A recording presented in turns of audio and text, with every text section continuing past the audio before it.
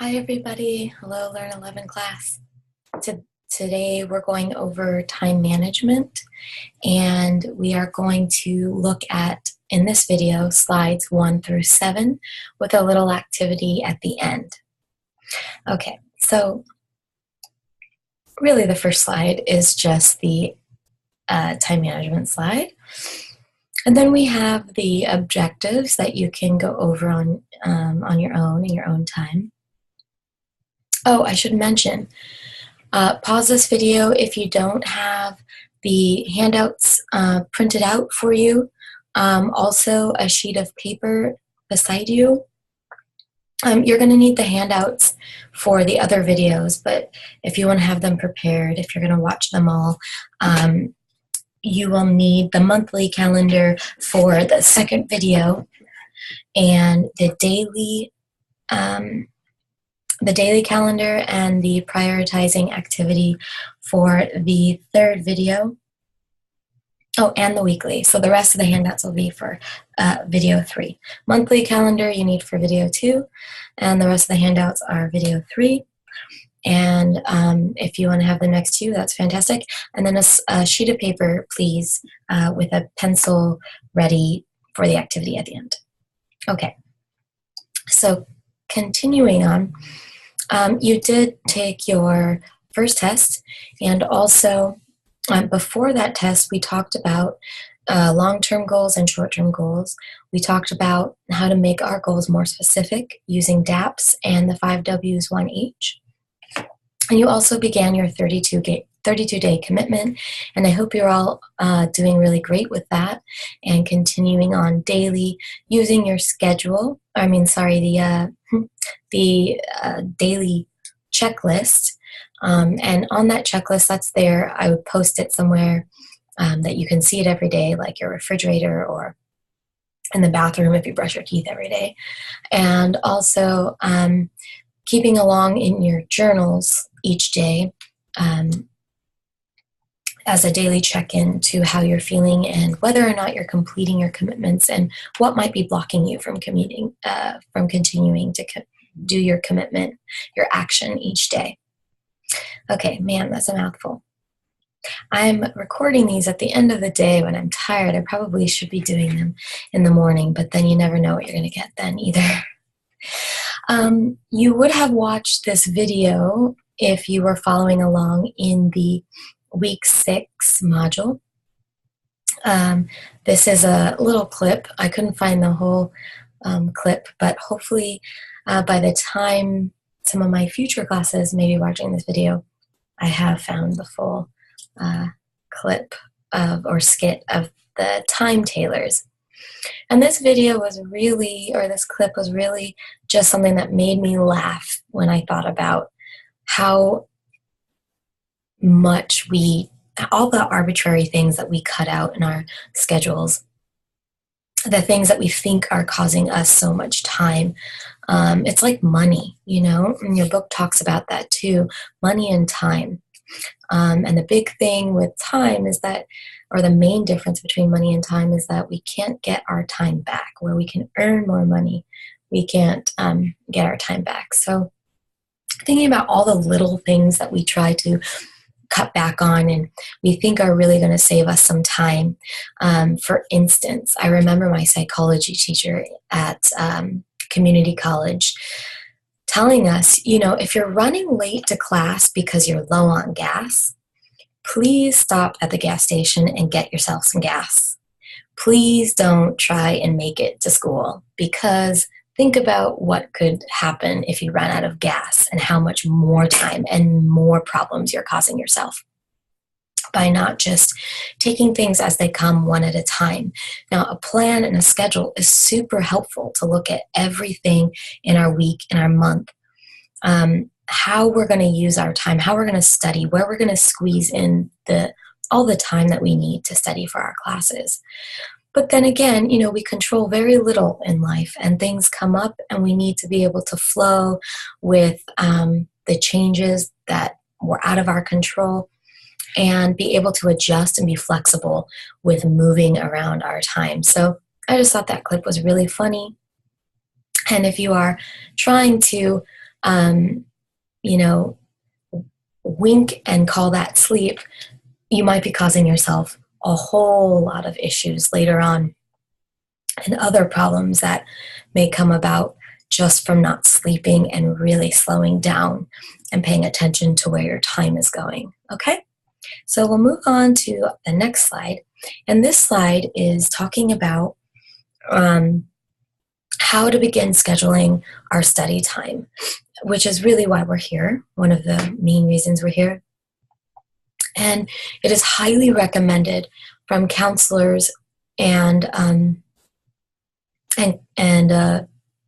instructors on campus, that we put aside 1 hour for every 1 hour of class time. That's what we call a unit.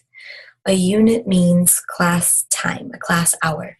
For every unit or class hour that we spend in class, we should plan to study for 2 hours for that 1 hour of class time.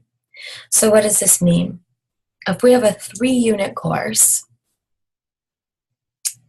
and we times that by 2, okay, 3-unit course means we're in class for 3 hours, and we times that by 2, we get 6 hours of study time. And that is just for that 3-unit class. Okay? So when we start adding up, we have 12 units, and we times that by 2, that's 24 hours of study time per week. Because remember, we're in class for 12 hours per week. If I have 12 units, I sit in class for 12 hours a week. And then we add to that 12 hours a week that we're in class, the 24 hours of study time. Okay, that adds up to almost the equivalent, just shy of a full-time job. So this is why master's students often look at college or consider college to be a profession, to become a professional student. They understand that it's very time-consuming. So if you're a full-time student, you are a full-time student. It's really difficult to be a full-time employee and to go to school full-time. Some people can do it and others can't. And that's something that we have to accept and get used to. Whatever is my pace is not somebody else's pace. And if it takes me longer to read a chapter, it takes me longer to read a chapter. I need to slow down and not put more on my plate. And that's totally okay. So now it's your turn to write down and add up all the units for all the courses that you're taking and times the total amount of units that you're taking this semester by 2. You can pause the video if you need more time. Okay. You should have come up with a number by now. You times the total amount of units you have this semester by 2. And now you're going to add the number of units that you have this semester to the total number that you multiplied by 2. And now you have the total amount of hours that you should study per week, every week, for this semester. All right, now put that number aside. And what you're going to do, we're not there yet, almost there yet. So put that number aside, and we're going to quickly talk about how to get the most out of our study time when we're scheduling our study time. Some of the things to consider when we're scheduling our study time is, when am I most alert? Am I most awake in the morning, in the afternoon, or the evening? I tend to get a lot of energy late at night, and I'm trying to change that habit so that I can wake up earlier in the morning to get more done and go to sleep earlier, just because I'm noticing my body changes and the amount of when deadlines are and when work needs to be completed for me to also be able to eat and be a human being, socialize and that. So for me, as duties are changing and roles and responsibilities in my life are changing, I am looking at how time is also changing for me, and that I need to practice getting to bed earlier. This takes days, weeks, when the time changes in the fall and in the spring, how different it kind of throws us off a little bit, some of us more than others. But that's essentially what I try and pay attention to, my body clock, and then how my responsibilities are piling up and when and where I need to really rest more and where I can make changes. The other thing is, once we figure out when we're most alert, we want to schedule the subject that takes the most energy and the most focus for when we're most alert. So we don't want to just blindly, reach for something to study. We want to strategically plan when we're going to do our math homework if math is the most challenging, okay? When I'm most alert and I'm most focused and most motivated. And then there's this practice that I had in college because, again, my focus, the way I focused my energy was really different and challenging for me because I would lose focus. I noticed that I was losing focus and I wasn't getting as much done. So what I did was I researched myself. I experimented on how I operate just from an objective kind of point of view. So I took my phone, I took the timer on my phone, and I pushed start on the stopwatch. And then I started reading or studying. And I did this for several of my classes. And I noticed when I got the urge to look away, I didn't have social media in college. Thank God. That was something that I just wasn't interested in having it all. It was kind of new. So it wasn't social media. It was more like the TV or wanting to switch reading what I was reading to something else, maybe a magazine or getting up. Getting up was really big for me. So just wanting to shift and walk around and, start cleaning the house or cooking or coming back. And that urge to just break away from my focus, from studying, whatever it was, I timed it. And I realized that I could only, work in about 15 to 20 minute increments at the start before I had a really strong urge to lose focus. So what I did was I tried to add 5 minutes to my time. And I noticed that it was like exercising. For the first few weeks, that 5 minutes was really tough. And then a few weeks later, 10 minutes, it was hard for 10 minutes and then 15 minutes. And then I realized through timing myself and this practice that I had, that 45 minutes of sitting time was max for me. I could not push myself 5 more minutes. I tried and I tried and I tried. And I was always losing focus at about 45 minutes. So what I did then was I realized, okay, I'm not going to push myself anymore. I'm going to realize that I get the max amount of study time and focus in 45 minutes. That's pretty good. That's pretty good. So what I did then was I scheduled myself in 45-minute increments with 15-minute breaks. I also timed my breaks to see how long I could go on a break before I started feeling anxious or before I started to get really lazy. Like I started to want to just like not go back to the homework. And it was about 15 minutes. For some people, it might be 10 and others might be even a little longer. So I was able to schedule myself 45 minutes of study time, a 15-minute break, 45 minutes study time, a 15-minute break. And I did that around my work schedule. And I was able to plan when I could run errands because I knew the optimal amount of focus time for me. So I really highly recommend that you get a cycle down for yourself. Remember, this does not happen overnight. It's something that I did out of curiosity for myself over a matter of days and weeks to really understand myself. And in the meantime, I did the very best I could. But once I had that plan in place, I felt a lot more confident and I was getting a lot more done. Okay, now it's time for the activity. What I'd like you to do is, in this column where the bullet points are, these are all, basically all of the different things that we spend our time on. And this is just going to be an estimate. It's not going to be completely accurate, but it's just to get an idea of where we're spending our time. It's the same as budgeting your bank account or your spending, but we're going to do it with your time. So on a piece of paper, go through each one of these bullet points and ask yourself, how much time do I spend on average on each one of these things every day?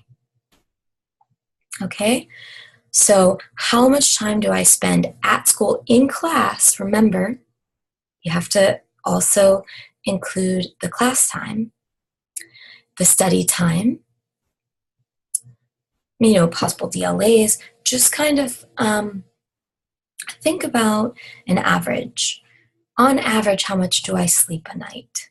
On average, how long do I spend on eating, cooking, cleaning, if I go out to eat, ordering, waiting for the food, paying for the check?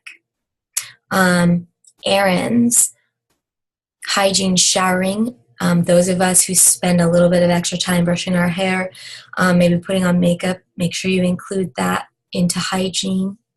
Travel and commute could be bus time, could be drive time, could be walking also from your car to class. How much time do you spend in work?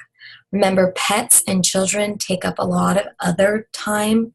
So we bathe them, we feed them. We have to walk and play, pay attention to them, put children to bed, do their homework with them.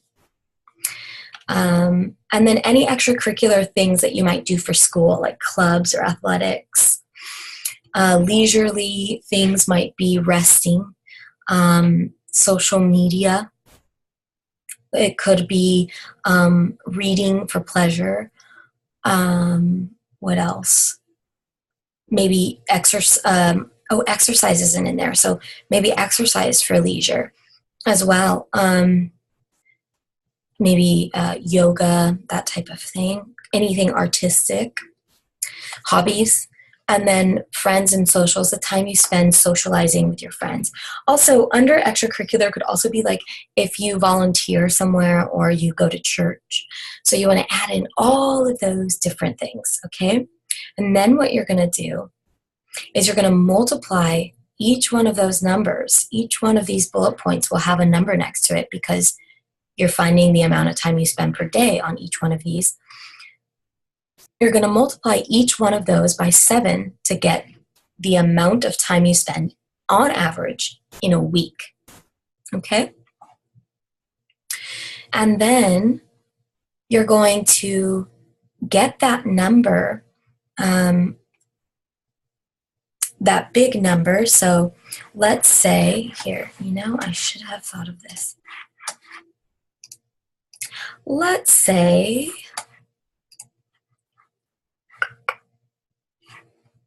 where are you? Give me 1 second here, okay? Oops, wrong one. Okay, so let's say you've found that 48 hours of your time has been devoted to all of those activities, okay? And then we're going to say, we're going to times that by 7. And let's see, it's 6, 11. Is that 666? No way. I'm way off. Let's see, 48 times 7. Well, 336, okay? So now that's the total amount of time that we're spending on everything. I don't think anyone's number is going to be that big, but it might. I'm going big.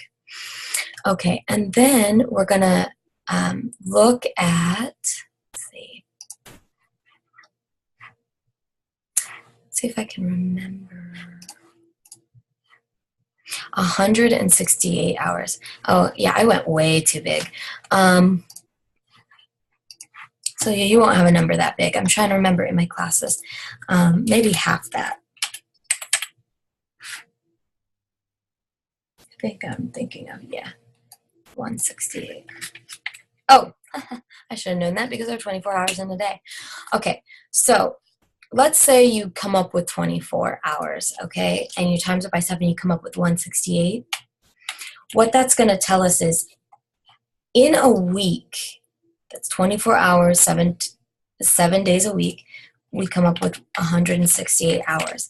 Now, we're going to minus what we have, what we spend on, and we have 0 time left over, 0 wiggle room. Okay, we're giving ourselves 0 wiggle room for mistakes and errors and things that may come up. So, why that's important is because, we want to be able to look at where we can trim some time away, where we can spend less time and devote it to something else that matters to us. So I want you to do that activity. I hope that makes sense to you. If not, just read the slides. The slides are pretty clear. And move on to the next video when you're finished with that slide. It has to get worse before it gets better. And this is what I always tell my students. Might be a little bit scary to see that number, and then we're going to work from there and look at ways to schedule ourselves in and to work around trimming. All right? So thank you so much for watching this video. I'll see you next time, and take care. Enjoy the activity.